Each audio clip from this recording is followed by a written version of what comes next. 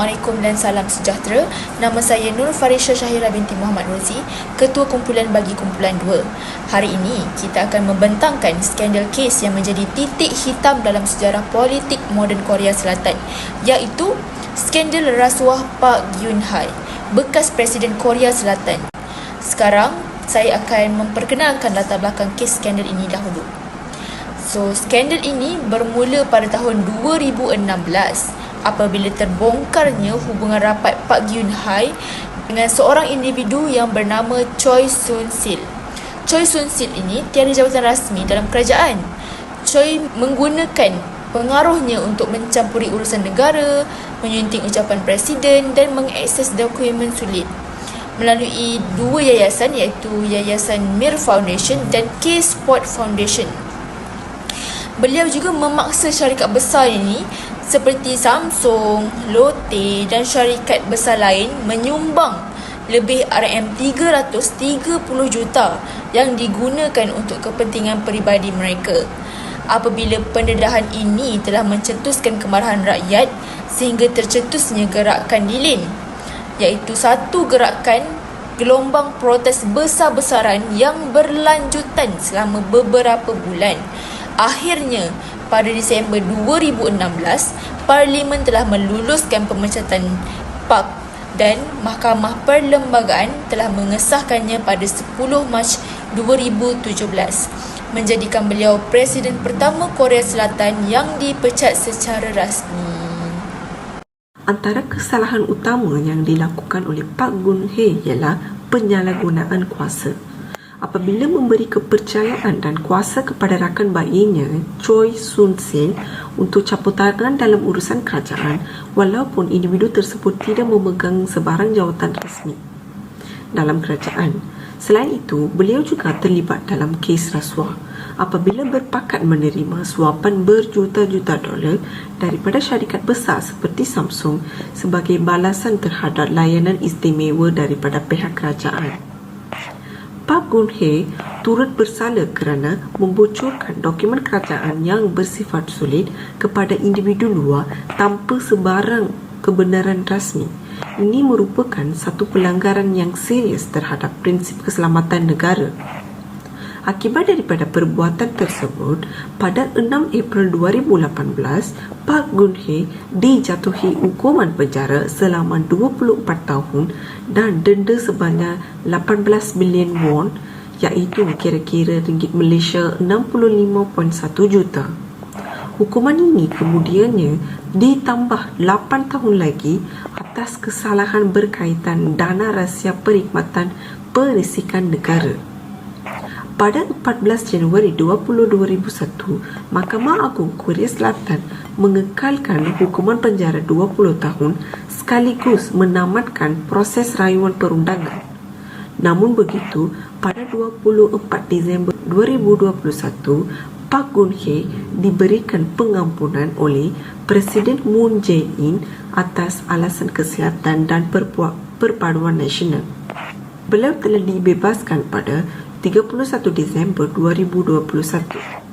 Kesimpulannya, kes ini membuktikan bahawa tiada siapa yang berada di atas undang-undang, termasuk pemimpin tertinggi negara. Langkah-langkah mengatasi isu integriti dan rasuah yang semakin membimbangkan dalam negara kita.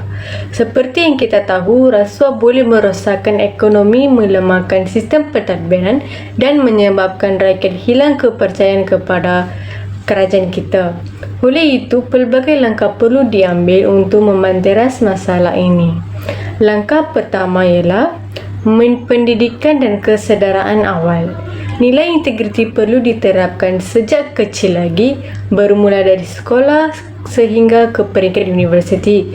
Contohnya, moral anti rasuah boleh dimasukkan dalam subjek pendidikan moral atau pendidikan Islam supaya pelajar dididikkan menolak rasuah sejak muda. Langkah kedua ialah penguatkuasaan undang-undang yang tegas.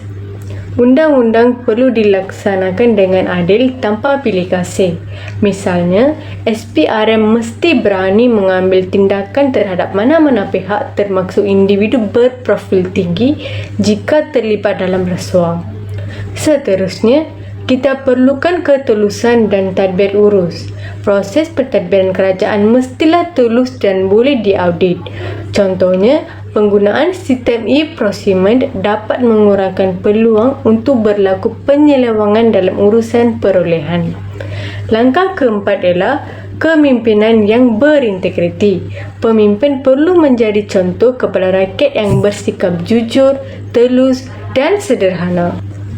Mereka boleh membuat deklarasi harta supaya rakyat yakin dengan kewibawaan mereka. Akhir sekali, kita boleh manfaatkan penggunaan teknologi dan automasi.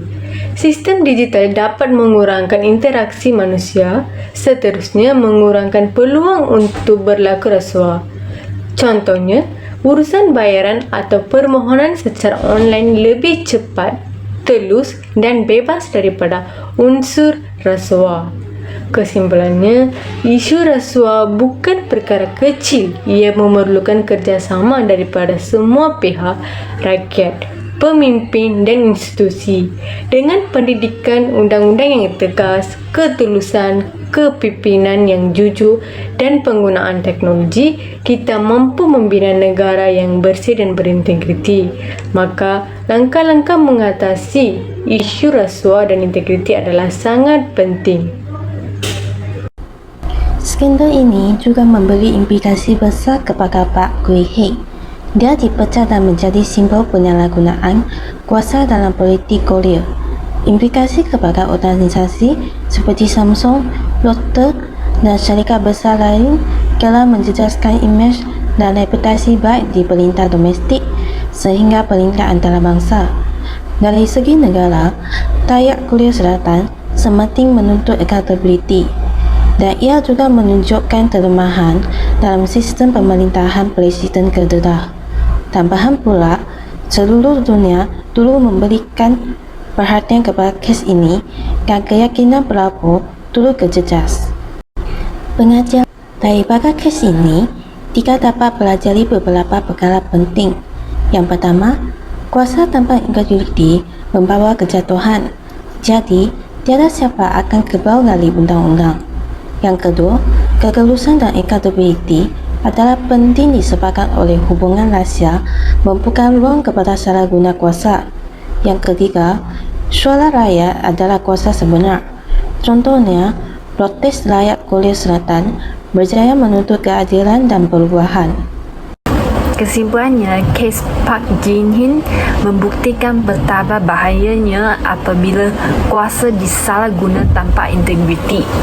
Tindakannya melibatkan rakan rapat dalam urusan kerajaan seperti menerima rasuah dan membocorkan maklumat sulit, akhirnya membawa kepada pemecat dan pemenjaraan. Kes ini memberi impak besar kepada kerajaan dan sektor korporat serta membangkitkan kesedaran rakyat tentang pentingnya pemimpin yang berintegriti. Ia juga mengingatkan kita bahawa undang-undang mesti ditegakkan secara adil dan suara rakyat adalah asas kepada sistem demokrasi yang berfungsi.